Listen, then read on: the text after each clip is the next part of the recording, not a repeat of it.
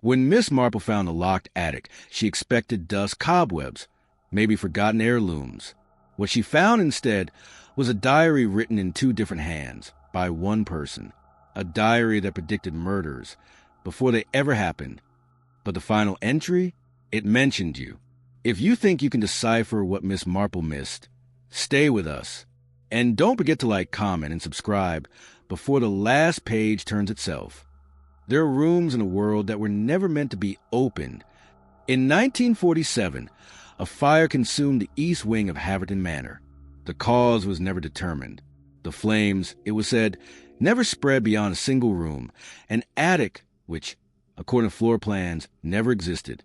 No firemen were ever dispatched. No reports were filed. Only one thing survived the blaze: a leather-bound diary, burned at the corners, bound shut by melted wax, etched in faint gold letters. MRD do not open. Miss Marple opened it, and that's when the entries began to change. This wasn't a murder she'd been asked to solve. Not this time. The invitation had come through legal channels, routine estate arbitration, tracing an unclaimed inheritance. Haverton Manor had been in probate for decades, locked in generational disputes, buried beneath legal dust. But when Miss Marple arrived at the grounds, the staff was uneasy. There were no direct descendants, only housekeepers who refused to enter the east hallway after dark. They claimed the shadows there moved on their own, that the doors swelled if touched, that sometimes the portraits faced different directions in the morning. She, of course, didn't believe in haunted houses, but she did believe in overlooked evidence, and she had a habit of noticing what others dismissed. That's how she saw it. The portrait hanging too low, a breeze that shouldn't have existed, a seam in the wall that wasn't visible, until you looked away and then looked back. She cleared the cobwebs with her gloved hand. Her fingers pressed against the panel, which flexed just slightly. The portrait lifted from its hook with surprising ease, revealing a narrow corridor hidden behind the wall, just wide enough to walk sideways. The air grew colder the farther she stepped in.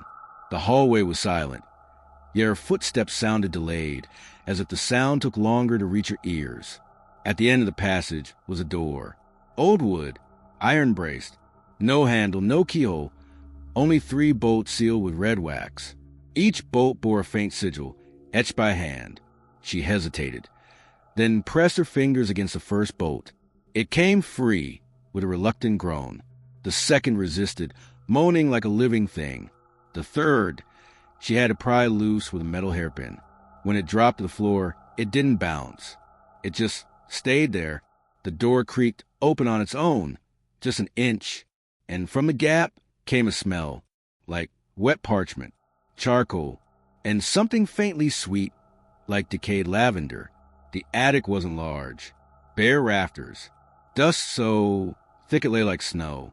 Time had swallowed every object within, except for a single leather diary sitting atop a stack of burned books, untouched by mold or flame.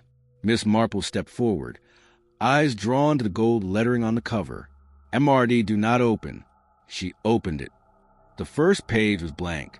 The second was covered in ink blots. The third began with a child's rhyme. 3 knocks mean he's near. Don't open if you hear. Speak, and he will take your face. Write, and he will take your place. Below it, a sketch. Crude, frantic, a child sitting at a desk. Behind her, a tall figure, mouth stitched shut. The entries that followed were unsettling. Disconnected thoughts. Shifts in penmanship mid-sentence. Paragraphs written backwards. One page was entirely scratched out, over and over, until the paper tore through to the leather backing. Then a name appeared. Thomas Witherell. Repeated 10 times in one entry. Always the same sentence. Thomas Witherell watches from glass. Miss Marple turned the page, and the handwriting had changed. More elegant, precise, anxious. A new entry dated October 9th, 1947. He hasn't aged. I saw him again in the hallway. He smiled, but only with half his face. The other half doesn't work anymore. A second hand had written underneath that in a different ink, slanted to the left. Why did you write that, Margaret? She froze. Margaret Rose Dallimore, her great-aunt. the family's historian, a woman who vanished without explanation in 1947. Her last known location? Haverton Manor. This diary had been written by her, and something else. Marple traced the entries to a single recurring event, a boy's reflection that did not match his movements, a mirror ritual held every full moon, a door that led only inward. She searched the attic for a mirror. None were present, until she moved an old trunk and saw the glint of cracked glass beneath. A compact mirror, gold-rimmed, spidery fractures across the surface. She lifted it slowly. Her own reflection was delayed by half a second. Then it blinked before she did. She gasped, dropped it. It didn't shatter. When she turned back, the diary had flipped itself to a page she hadn't yet read. In her own handwriting, it said, "I hear him now. I thought he was gone. I was wrong." She locked the attic and returned to her quarters, shaken but composed. The next morning, the compact mirror was waiting on her nightstand. We've reviewed the diary since, scanned every page, compared ink samples. Every analysis says the newest pages were written in the last 72 hours. But Miss Marple hasn't opened the book since the day she found it. The handwriting matches hers, even the ones she never read. The last entry now reads, "Someone watching this will find the attic door. He will write the next page. Look behind your mirror. If you find writing that isn't yours, it's already begun. Subscribe. Comment your thoughts. And don't forget to check your reflection before it checks you. He watches me when I write. There are days missing from history, not loss of time, but purposefully buried, folded between whispers, tucked beneath floorboards, places where the light does not reach. March 3rd, 1935, a date not spoken of in the family lineage. No parish record, no obituary, but deep inside the attic of Haverton Manor, sealed beneath a stack of scorched wood and forgotten dolls, one page carried that date. The very first entry in the diary of a child who never officially existed. The paper is brittle now, but the ink still bleeds. The message is still alive. He's under the floorboards, and he never left. The diary wasn't found by accident.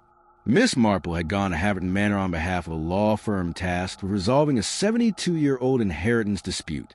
What she found wasn't gold or deeds. It was silence, a silence that felt designed. In a dust-choked attic sealed by bolts that had rusted into place, she uncovered the diary, leather-bound, small enough for a child's hands, embossed faintly with the letters MRD. She expected childish drawings, scribbles, maybe games or fantasy stories. Instead, the first written page was a confession. "I couldn't sleep again." He was scratching. A child had written that. But the child's name wasn't listed anywhere on record.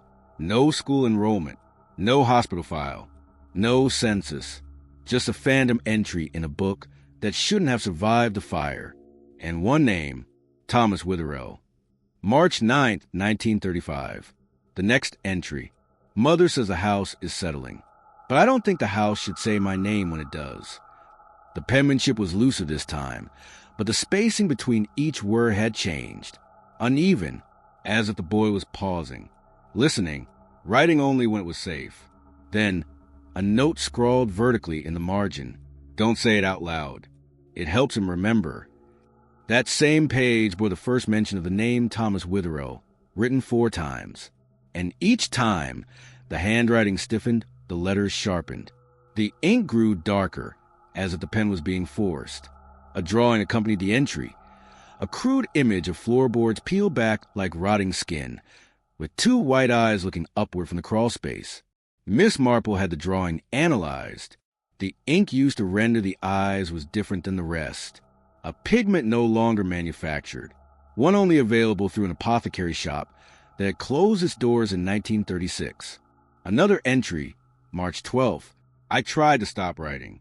He knocked 6 times. It made the glass shake. Molly screamed. I told her not to cry, but she saw him. In the mirror, he was behind her eyes." There are no records of a Molly associated with the estate. No birth certificate. No local burial. Yet the handwriting on that entry suddenly changes near the end. Molly has red coming from her ears now. He said it's my turn to listen. The entries grew longer, more erratic, full paragraphs covered in frantic slashes, replaced by disconnected thoughts. March 18th. He wants to teach me how to make paper from skin. He says it holds words better. Says my hands are too soft. He likes the attic cold. Cold keeps things quiet. This page was torn at the bottom, and beneath it, etched into the backing of the diary, were 6 tally marks. Not written, etched, as if with a blade. Then came the most disturbing passage. March 20th. I let the new maid look at the hole. She said it's just wood rot. I told her not to say anything. He doesn't like voices. She laughed at me. Then her eyes went wrong. She said her name backward. She tried to run, but only walked into the wall. He said he'd keep her. Said she was loud. Marple located the family employment logs. There was a new maid hired in March of 1935. Her name was Bridget Lovell. No record of her leaving. No termination letter. Just a single note in the margin, likely added in hindsight by a clerk. Presumed married. Never returned. But in the next diary entry, dated just 2 days later, the child writes, Bridget is in the wall now. He folded her. Said now the hallway is softer. I hear her sometimes. She cries without a mouth. And then the handwriting shifts, as if someone else took the pen. Bridget doesn't cry. She hums. All the time. I taught her a song I wrote. Want to hear it? There's a musical scale drawn in crayon, but it doesn't match any known notation. Experts who study to describe it as structurally incomplete. Others say it's not music. It's a pattern. When Miss Marple submitted the diary to a forensic historian, the response was unnerving. The ink on the March 3rd entry was confirmed to be over 80 years old. But the pressure marks on the page, the subtle indentations left by the writing instrument, were fresh, less than 2 years old, as if someone had recently traced over the original entries from behind the page, writing through the paper. From underneath, the diary was re-examined. Under blacklight, a hidden message was revealed across multiple entries, one that had been written in lemon juice, only visible under heat or UV. And Marty brought him here. She said he was just a story. Now she's the paper. MRD, Margaret Rose Dallimore, Miss Marple's great aunt. In family records, Margaret was reported missing in 1947, presumed dead. Her body was never found, but a lock of her hair was discovered inside the diary's spine. Sewn in, preserved. The DNA match was confirmed. The diary is back in storage now, triple sealed, monitored, but sometimes the glass covering fogs up, and when it does, a name appears written in the condensation. Once it was Marple. Once it was Bridget. Last week it was yours. If you hear scratching under your floor tonight, count the knocks. If there are 6, don't speak. Don't move. And whatever you do, don't open anything you didn't close. Comment below if your dreams have changed. And if you find yourself writing without memory of doing so, it may already be too late. Subscribe before he finishes the next entry. He's learning how to spell again. Some frames are meant to remain empty. They say the eyes follow you, but sometimes they get ahead. For over 70 years, a portrait hung in the east parlor of Haverton Manor. A boy, painted in oil in late 19th century clothing. No one could agree on his name. The servants refused to clean near it. Visitors reported discomfort standing beneath it. And at night, the room was always colder by several degrees. Then Miss Marple noticed something no one else had. The boy was looking left in the first photograph of the painting, and right in the next. The diary had mentioned him once, a drawing of a boy with blacked-out eyes, labeled, "He sees backwards." That phrase lingered. During an early morning inspection of the manor's east wing, Miss Marple walked past the parlor, lit only by filtered sunlight through dusty drapes. The portrait hung still, dignified, but something about the expression seemed off. She reviewed archive photographs in the manor's records. In 1952, the boy's eyes were positioned facing the viewer's left. By 1968, his gaze had shifted to the right. but the painting had never been restored or touched according to estate logs. No records existed of who commissioned it, no signature on the canvas. Only one word carved into frames underside, Witherell. Marple returned that evening and stood in front of the portrait for an hour. During the first 30 minutes, nothing, but as the light faded and the house settled into quiet, she began to hear something, a soft, dry sound, like paper tearing very slowly. She leaned closer. The canvas had started to ripple, not in movement, but in texture, as if the paint itself was unsticking from the surface. And beneath it, another layer, a second portrait. She requested thermal imaging. The results were inconclusive, but they revealed something strange. A handprint beneath the oil layers. Not painted, pressed. The measurements matched that of a child. At this point, Marple began reviewing deaths connected to the estate. And that's when she found it. A forgotten murder in 1939. A child named Edward Witherell, smothered in his sleep. Case closed. Blamed on a deranged servant. No trial. But the photograph attached to the record was unmistakable. It was the same boy in the painting. And the painting was dated 1884. Her notes on the case grew thicker by the hour. The dates didn't line up. Edward Witherell had died 55 years after the painting was supposedly completed, and yet the signature on the coroner's report had been forged, crude, mismatched ink, and the attending physician listed had never existed. No cemetery ever received the body. No death certificate was ever filed with the county registrar. She contacted the university's art history department, asking for confirmation on the painting's age. Radiographic pigment testing confirmed. The base layers of the portrait did indeed date back to the late 1800s, but oddly, the upper layers, specifically in the region of the face, had been repainted within the last 40 years. No brushstrokes, no known artist, just newer paint. Someone or something had added to it. She consulted locals. The oldest caretaker remembered being told as a boy never to turn your back to the east parlor. Said his grandmother used to place a cloth over the portrait every night. He doesn't like the dark, she'd whisper. And then came the recordings. Miss Marple set up an audio device beneath the portrait, leaving it overnight. When she returned, the room smelled of old copper. The recorder had stopped at 2:06 a.m. The tape jammed. She repaired it, rewound it, and listened. The first hour, silence, then static, then breathing, then softly a voice. "Are you watching, Margaret? I still remember your birthday." Her great-aunt's name, spoken decades after her disappearance. She played it again, and again, each time, a new whisper layer beneath the last, until it formed a sentence. "You left me in the frame." The painting was removed from the wall. On the back, an envelope, yellowed, crumbling. Inside, a lock of black hair, and a note in child's handwriting. If he looks left, he's remembering. If he looks right, he's choosing. That night, his gaze had returned center, directly forward. She stared into those painted eyes for a long time, and for the first time in her career, she felt a sharp chill of something ancient, not simply old but misplaced, like a person in the wrong decade, a face pressed through time. The audio from the tape was sent to a technician. They removed the background layers, filtering frequencies. What remained were names, dozens of them, all spoken by the same childlike voice. Some were familiar, servants who had gone missing. Others were unknown, but the last name whispered was unmistakable. Jane, her name, followed by a long pause. Then, "We share her blood." That night, she returned to the painting. The boy's hand was slightly raised. It hadn't been before.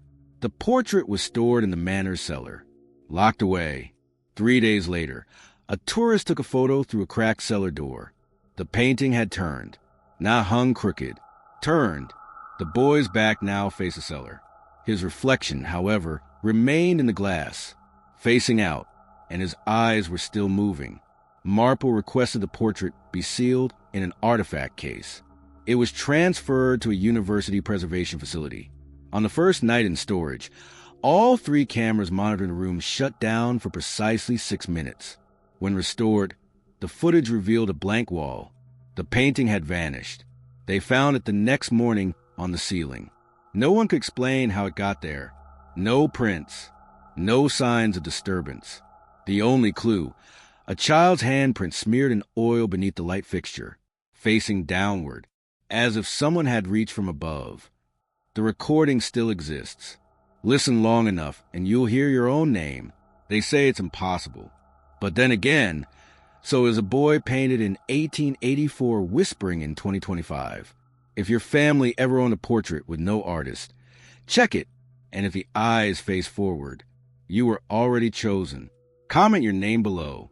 Subscribe before he speaks again. He's remembering everyone who watched. He's not a boy anymore. There are names that don't appear in school records, faces absent from yearbooks, children no one remembers having met, but who were always present in family photographs. Thomas Witherell was one of them. No birth certificate, no known parents, no medical history before age 9.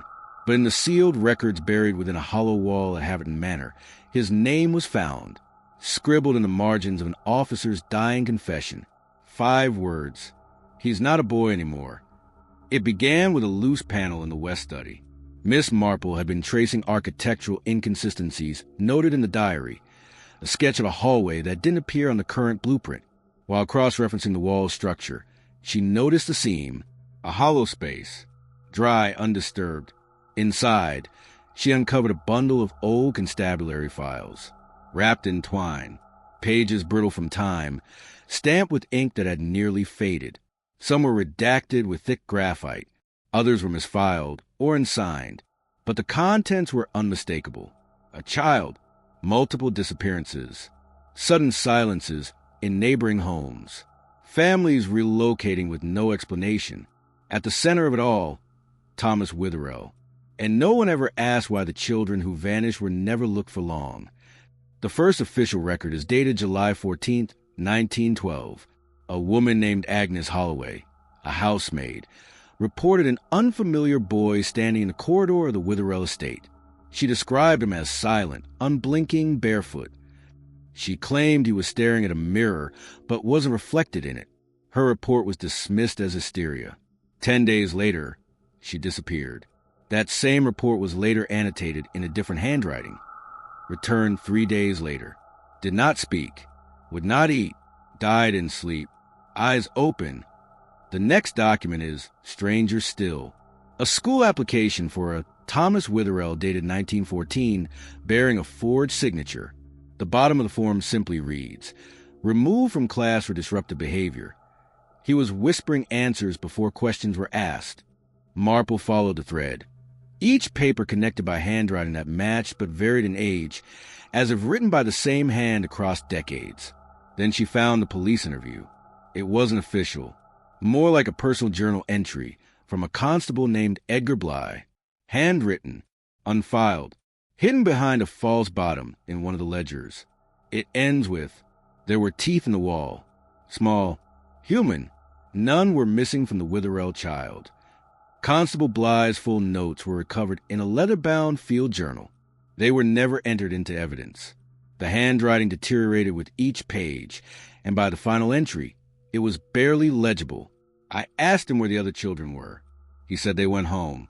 I asked him where his home was. He said, "You've already been there." On the next page, a drawing, crude, of a room with no windows, walls made of skin. He had labeled it, "The Remembering Room." In 1936, a fire consumed the lower east wing of Haverton. Reports stated it was electrical, but hidden in Bly's journal was a photo, scorched around the edges, of a room filled with dolls nailed to the walls. Each doll was labeled with a name. Each name matched a child who had gone missing within the region between 1901 and 1935. And in the center of the room, sitting cross-legged, smiling at the camera, was Thomas Witherell, still 9 years old. 30 years had passed since the first report. He hadn't aged. A second officer, Jonathan Kane, had signed off on the investigation in 1941. But in the margins of his report, he wrote, "I was told to stop, to let it go. The Witherells are donors. They own land. They own history. He's just a boy, they said. Then, in different ink, he's not a boy anymore. Marple photographed each file, each document. She cataloged the handwriting. When she arranged them chronologically, a pattern emerged.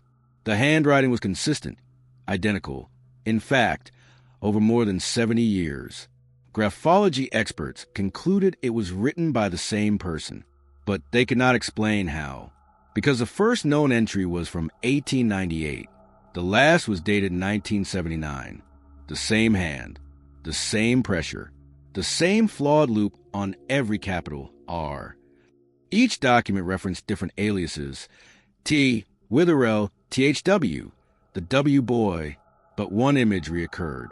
A sketch in the corner of every document, a face with hollow eyes, no pupils, a mouth stitched into a smile. And in one report from 1932, a fingerprint pressed beside the signature. It matched no human record, but it matched the partial found in the diary page that had written itself. The Witherell files have been sealed again, kept in cold storage. But last month, the box was found open, all files present, all except one, Constable Bly's final page, the one with the drawing. If you've seen a boy standing in places he shouldn't be, mirrors, photographs, behind someone else in a video, you may have already met him. Comment what you remember. Subscribe before he finishes the next page. He still hasn't aged. The mirror isn't broken. It's just hungry. Most recordings carry sound, but this one carried a presence. Buried in the attic of Haverton Manor beneath scorched floorboards and rusted hinges, Miss Marple discovered a decaying box of reel-to-reel tapes, each labeled, each numbered, but only one marked with a name. 17, interview with MRD. The initials matched her great-aunt, Margaret Rose Dallimore, and when she played it, a voice spoke that should have been long buried. It didn't just respond. It recognized her. The attic had long since surrendered to dust. Wooden planks curled at the edges, and fragments of plaster fell from overhead like powdered snow. Miss Marple had returned to the attic to investigate a discolored patch beneath the rafters. That's where she found the metal box. 16 reels inside, all labeled chronologically, all dated between 1945 and 1947. Tape 17 was different. Its label was handwritten, the ink smeared, the box dented and warm to the touch. She carried it downstairs, set up a reel-to-reel player, and threaded the tape. At first, silence, then static, then something that sounded like breathing, but not human, wet, irregular. Then a voice. Margaret, are we starting again? The voice wasn't loud. It was quiet, deliberate, like it already knew the answers. For the next 36 minutes, the voice on the tape asked questions. They weren't directed to anyone present. They were questions meant for her.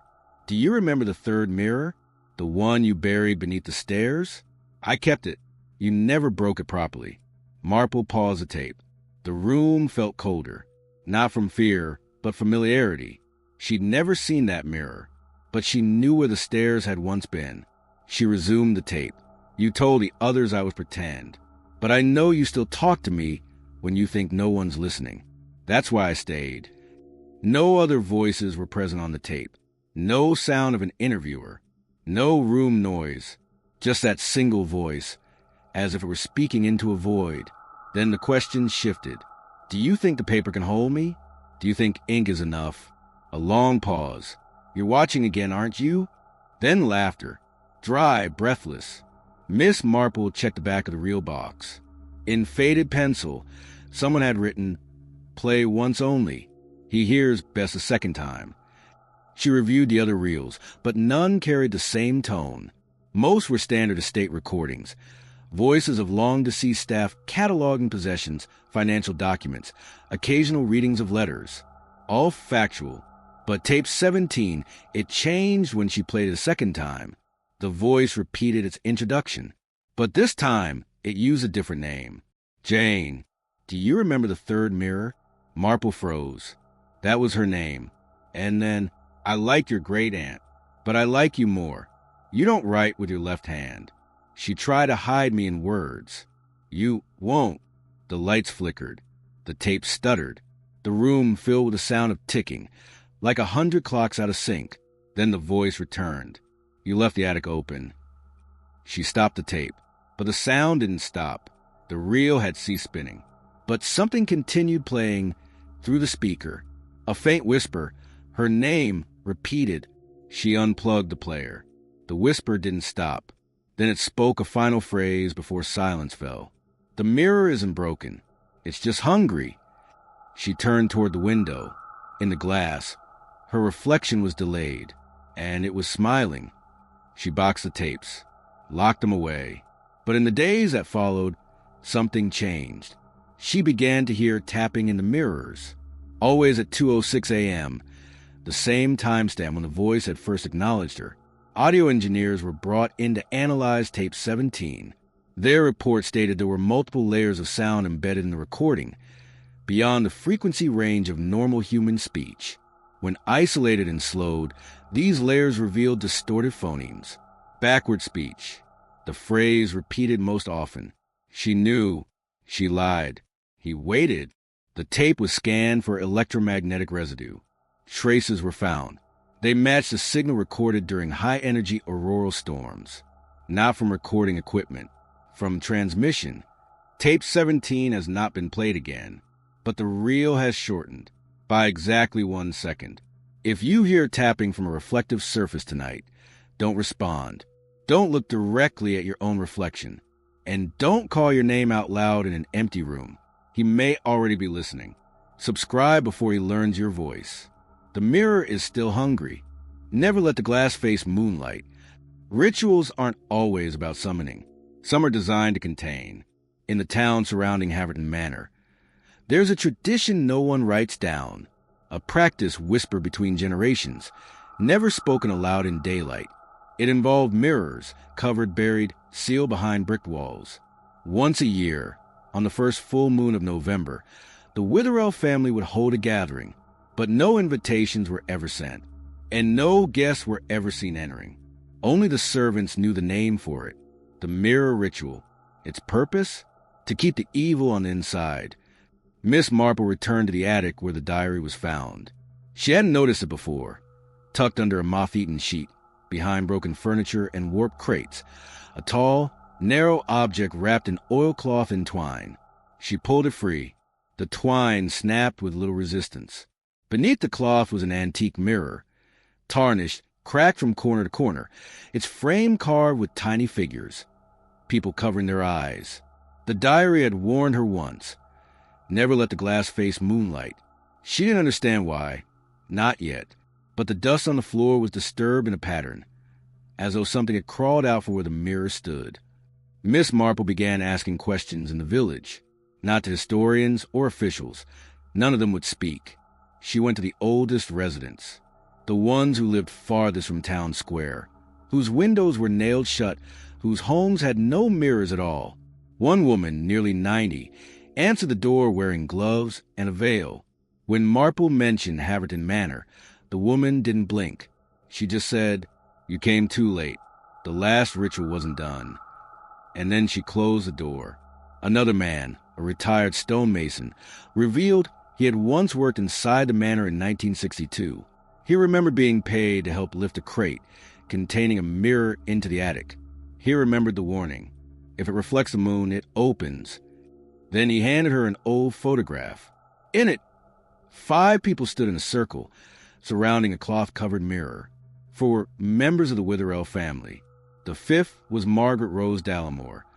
That night, Miss Marple returned to the attic. She examined the mirror again. Behind the cracks, behind the dust, she could just make out a shadow within the glass. It didn't move when she did. It stood still, watching. She covered the mirror again. But at exactly 11:57 p.m., the oilcloth fell to ground on its own, 3 minutes before midnight, the exact time of the full moon. She tried to cover it again, but her reflection didn't match. It was smiling, and its eyes were open wider than they should have been. Then it blinked. Once. Twice. On the 3rd blink, her own eyes wouldn't close. She stumbled backward. The attic felt darker, though the moonlight had grown brighter, and the mirror began to hum. Low, hollow, like a voice speaking without breath. She reached for the diary. The next page had written itself. It read, "He doesn't need the door anymore. The glass is enough." She threw the cloth back over the mirror. The humming stopped, but her reflection didn't disappear. It just turned and walked away. Marple left the manor the next morning. She consulted a folklore archivist who confirmed similar mirror rituals existed in other places, always undocumented, always oral history passed through families. The common thread, the belief that mirrors were never meant to reflect the living only, they were also used to trap, to contain. She sent the photograph to an imaging lab. Under ultraviolet light, a sixth figure appeared faintly in the image, behind the mirror, not reflected in it. Inside it, its face, blank, smooth, as if it hadn't been finished, as if it hadn't chosen one yet. The mirror remains wrapped, but some nights, the attic glows faintly, even when there is no moon. If you own an old mirror with no known origin, one that's always colder to the touch, one that you avoid glancing at when the lights are out, cover it tonight. Comment if it ever hums. Subscribe before it turns to face you, because if it reflects you too long, it remembers how to become you. He wore the same coat, but it didn't fit anymore. The dead aren't supposed to wear new shoes. But in the winter of 1973, the ground in Haverton was marked by fresh prints. Too large for a child, too narrow for a man, leading from a forest line directly to the attic door of Haverton Manor. Inside, the diary of Margaret Rose Dallimore turned to a page that had not existed the night before. At the top, a single sentence. He came back wearing Thomas's coat. The last known entry in the diary had been written in 1947.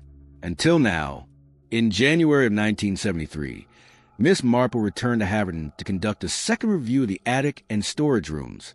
By then, the manor was partially boarded, much of the estate condemned, but the attic remained untouched, and the diary had changed. For new entries, all in the same delicate handwriting that had filled the book decades earlier, each dated, each precise, each describing events that hadn't yet happened. At first glance, they read like riddles. But 3 days later, the first name written in one of the entries appeared in the town's death records. The entry was dated January 19th, 1973. Mrs. Penrose fell through the ice, but the ice was still solid. The next day, Miss Clara Penrose was found in the center of the village pond. The ice around her body had not cracked. There was no hole, and no one had seen her enter the area. The second entry was more specific. Peter walks into the post office, but doesn't come out. His shoes do. On January 24th, a postman named Peter Allgood went missing during his shift. His shoes were found inside the sorting room, still tied, still warm. No one remembered seeing him leave. Security footage caught only a flicker, something tall, pausing by the mail counter. The image was distorted, stretched, elongated, as if the lens had warped around it. Miss Marple began cross-referencing the entries against obituaries. They aligned, even when names weren't mentioned directly. The phrasing matched public tragedies, and each time one detail repeated. A figure seen nearby, wearing a long, tattered coat, buttoned to the throat, a coat once owned by Thomas Witherell. The third entry was dated January 30th. He knocks on the attic door tonight. Don't answer. He doesn't knock to be let in. He knocks to check if you remember how to be afraid. Miss Marple stayed up that night in the attic, with the diary open in front of her. At 3:17 a.m., there were 3 knocks. Not loud, not slow, measured, deliberate. She didn't move. The mirror remained covered. The candles remained still, but the door didn't open. Instead, the diary flipped its own page. The next entry appeared in real time. You remembered. That's why he left. The following morning, news arrived. A boy had vanished from the school bus stop. No witnesses. No footprints. Only a scarf left behind. The scarf had been tied in a knot, tight, careful, old-fashioned, the kind used to close coats. Local officials refused to investigate the connection between the diary and the deaths. The events were deemed unrelated, but Marple continued documenting each entry as it appeared. The diary had changed once again. The ink was darker. The handwriting was no longer Margaret's.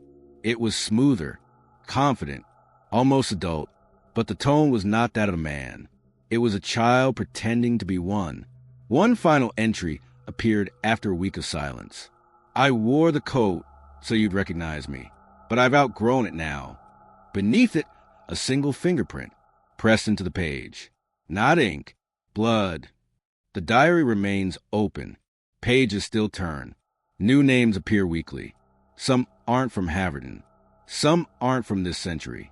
Check your reflection tonight. If the coat is too large and the smile too still, don't wave back. Comment if you've seen him. Subscribe before your name appears next. He doesn't need the coat anymore. He died twice, but never left. Most graves are marked in stone. This one was marked in silence. In the garden behind Haverton Manor, beyond the hedges, behind the sundial, Miss Marple discovered a patch of earth that grew no grass, no flowers, just soil that refused to settle. When she unearthed the stone beneath, it bore no full name, just initials, T.W., and beneath them, 3 words chiseled unevenly: died, twice, buried. No cemetery claimed the record, but the local priest did, and what he said changed everything. Miss Marple was cataloging the garden outbuildings when she noticed a patch, roughly 5 feet long, bordered with flat stones, but lacking the symmetry of a proper grave. It was sunken, but not from age, from weight. When she brushed away the moss and leaves, her fingers struck stone. The letters were faint, the carving shallow, not made with tools but scratched, jagged, like someone had etched a message in haste. T.W. died twice. She took a photograph and visited the church. The priest who greeted her was in his 80s, nearly blind. But when she showed him the image, he stepped back and whispered, "I buried him once, then again, and I still don't think it was enough." The priest led her to the church's handwritten burial logs. Between the names, a margin note dated 1932. T.W., no parish, interred twice. First ceremony failed. Marple asked what failed meant. He wouldn't say at first, but when pressed, he unlocked a drawer beneath the altar and handed her a yellowing envelope. Inside, a photograph of a child's grave, the headstone knocked over, the soil disturbed from within. On the back, 1 line of handwriting. He wasn't finished. The priest claimed the body had been returned to the manor by carriage, with explicit instructions from the Witherell family to seal it privately. He had never officiated the second burial, but he remembered what the groundskeeper said afterward. He was facing the wrong way, head tilted, like he'd been listening underground. Marple returned to the garden, this time with tools. As she dug, the air shifted, not colder, just still, too still. She reached bone within 3 feet, small, fragile, childlike, but not positioned like a resting body. The skeleton's hands were pressed flat against the underside of the stone, and the skull was tilted upward, mouth open, like it had been screaming. She took photographs and sent them for analysis. The results were clear. The bones had been broken after burial, but there was no sign of trauma from above. Something had moved from within. Then she found something beneath the rib cage, wrapped in wax paper, a page from the diary, still intact. It read, "They thought burying the name would silence it, but names don't sleep. They echo, and echoes dig back." The signature was simple, T.W., same handwriting, same ink, same pressure, but the paper was dated 1973. The bones were reinterred in a seal case and placed in a crypt beneath the manor chapel. Marple filed a report, but no official inquiry followed. No one wanted to acknowledge a grave with a resurrection date. The photographs taken from the site have never been published. One shows the skeleton before it was disturbed. A faint impression in the soil appears above the skull, a shoe print, larger than the body, as if someone had stood over it, looking down. Only there was no second set of prints. Just one pair, entering, and none leaving. If you find initials carved in places they don't belong, door frames, trees, inside mirrors, don't speak them aloud. And if you find soil that never settles, leave it unsettled, because what was buried once may only be waiting for the right listener. Comment what initials you've seen. Subscribe before the second burial fails, because he's not finished. If you read this, he knows. Most books end when the author stops writing, but this one ended when someone else started. The final page of the Haverton diary wasn't torn. It wasn't damaged. It wasn't lost. It waited, folded into the spine, buried in the glue, only visible once the binding was loosened. Miss Marple didn't find it until the book fell from her hands. Spine split from age. Inside was a single page. Different parchment, different texture, but the same hand. Almost. The top line was jagged, sharp. If you read this, he knows. And beneath it, a list of names, starting with Margaret Rose Dallimore, ending with Jane Marple. The diary had become a living object. Miss Marple had handled hundreds of artifacts, books, manuscripts, even items believed to carry residual energies. But this one defied classification. Pages turned themselves. Ink darkened with time rather than fading. And new entries formed when no pen had touched paper. But this last page had been sealed within the binding. She felt the tear when it split open, heard the soft snap as glue gave way, and then the page emerged, like a buried thought surfacing after decades. The parchment was older than the rest, heavier, fibers visible. At the top, 5 lines. If you read this, he knows. He knows your name. He knows where you're watching from.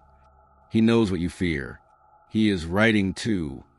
The handwriting was not consistent. The first half of the page bore the unmistakable style of Margaret Rose Dallimore, Miss Marple's great aunt. Fine slanted strokes, even pressure, confident spacing. But halfway down the page it shifted. The lines became tighter, cramped. Letters changed shapes. Capital A's became childlike. The loops and the G's elongated into curls. It was as if someone else had taken over mid-sentence. Someone mimicking Margaret, but not quite human in their understanding of how letters worked. The second half of the page read, "The names won't stop. They add themselves." I don't know the last one, but he's watching now. He likes the watchers. Marple checked a list of names. Most were familiar.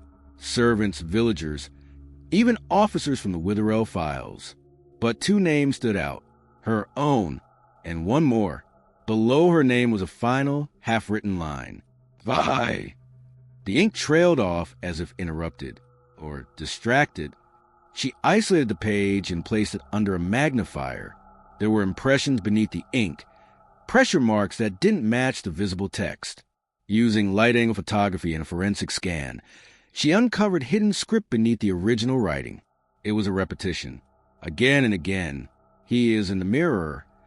He is in the glass. He is behind the screen. Then a final phrase. He learns from the watchers. The room around her felt different now. The mirror across from her workstation was completely still. Too still. Not even reflecting light, as expected. She tested its angle. The light source changed, but her reflection didn't. It stayed exactly where it was, smiling and writing. She looked back at the page. The line that had trailed off, I, had completed itself. Viewer, it wasn't a name. It was you, the person reading. The diary had begun addressing someone else. Not Margaret, not Jane, but the observer, the one watching now. Marple sealed the diary in a lead-line case, but the next morning, the case had fog from the inside. The glass displayed a set of fingerprints pressed outward, too small for an adult, too perfect to be a child's. She took one final photo. The last page had changed. The handwriting was new, sharp, mechanical. He learned your name. He watched you finish this chapter. He knows you now. And below that, a blank space. Waiting, like it needed one more name. Yours. The diary isn't closed. Pages still shift. New entries form for every reader, every viewer. If your lights flicker tonight, it means he found your page. Comment your initials below. Subscribe before the last line finishes itself, because the book is watching too. Sometimes, evil doesn't haunt a house. It waits to be read. A mirror only shows what stands in front of it, until it remembers who used to stand there. In her final documented investigation inside Haverton Manor, Miss Marple brought no books, no journals, no maps, just a mirror, positioned precisely where the attic light never reached, facing nothing, or so she thought.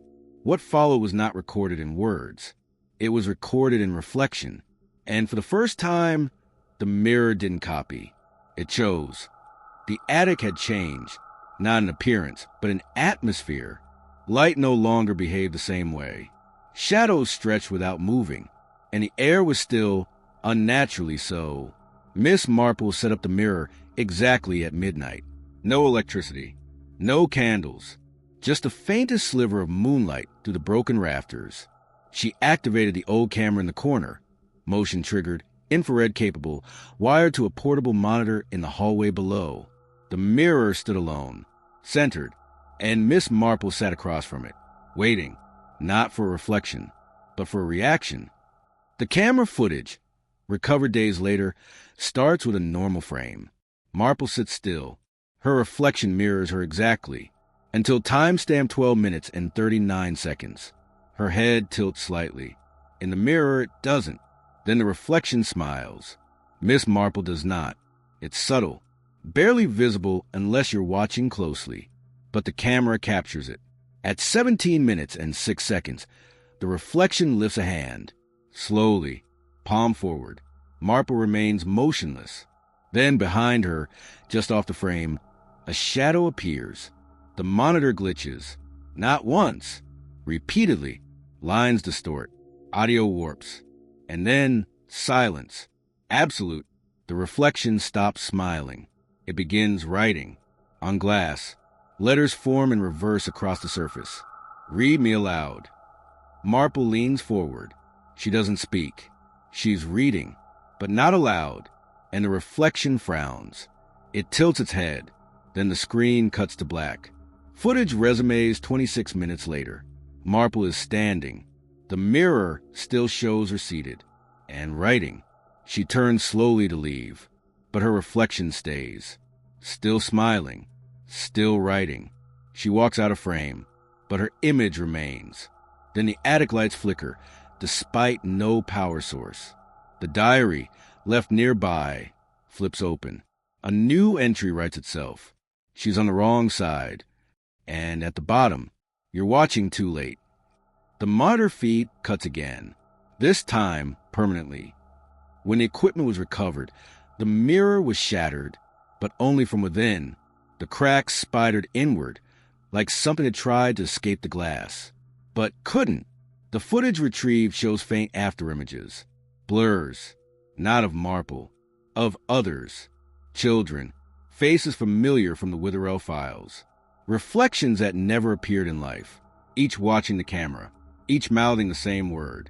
Again, experts couldn't explain the footage degradation, but forensic audio analysis revealed a layered track beneath the static, a whisper, her voice. Sometimes, evil doesn't haunt a house. It waits to be read. A final frame appears, only visible when slowed to 1/50th of a second. It's not Marple. It's not Thomas. It's you, watching, smiling, just before the footage ends. The mirror was locked away, but your screen still reflects. If your reflection ever moves before you do, don't look directly into it. Don't read backwards text aloud. And whatever you do, subscribe before it finishes writing your name, because something already knows which side you're on, and it's tired of watching.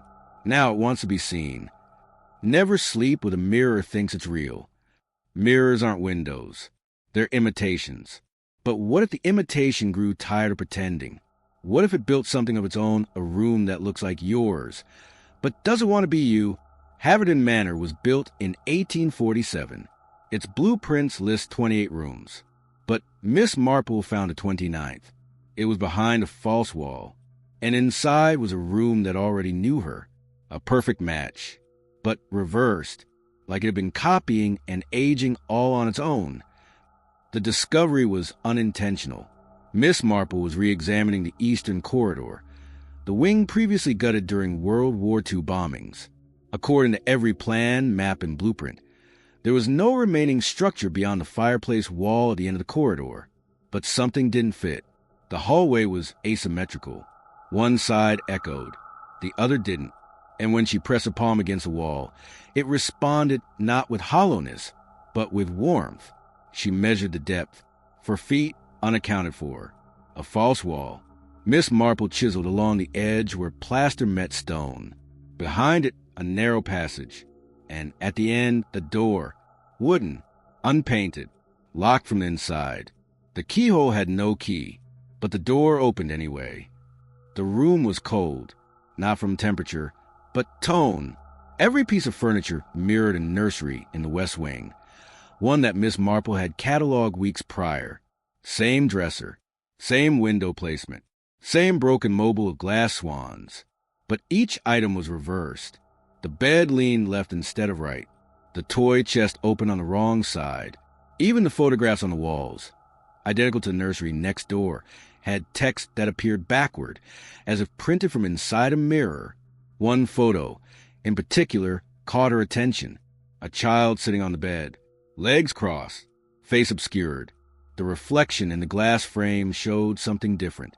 Two children, one real, one learning. The diary flipped open in her satchel. A page turned itself. Don't stay long. He practices when you're silent. The pen under the strap rolled out. N wrote, he wants to get it right. Marple began documenting the decay. The room didn't age like the manor around it. It had dust, but only on the ceiling. Toys were broken in unnatural ways, crushed inward, not from use. The wooden blocks used for spelling names were worn smooth, but only on their backs. She found a book on the nightstand. It was the same storybook found in the original nursery, but all the words were printed backward. The ink still wet on the final page. It ended mid-sentence. He wants to be R.A. She lifted the mattress. A name was carved into the slats underneath. The one who learned backwards. Then a sound, like breathing. But from behind her reflection, in the window, she moved slowly. The figure in the glass didn't. It stayed perfectly still until she turned away. Then it smiled. She sealed the room, but it didn't stay sealed. The door reopened 2 nights later, and inside, the bed had been made. The photo frames had shifted, and the reflection in the glass now showed an adult. Not Marple, not the child. Someone in between. The diary glowed faintly. One final line appeared. If your room matches his, don't sleep tonight. When the footage was analyzed, a reverse voice was discovered underneath the ambient audio. Played forward, it whispered. He made a better version. The reverse room no longer appears on blueprints.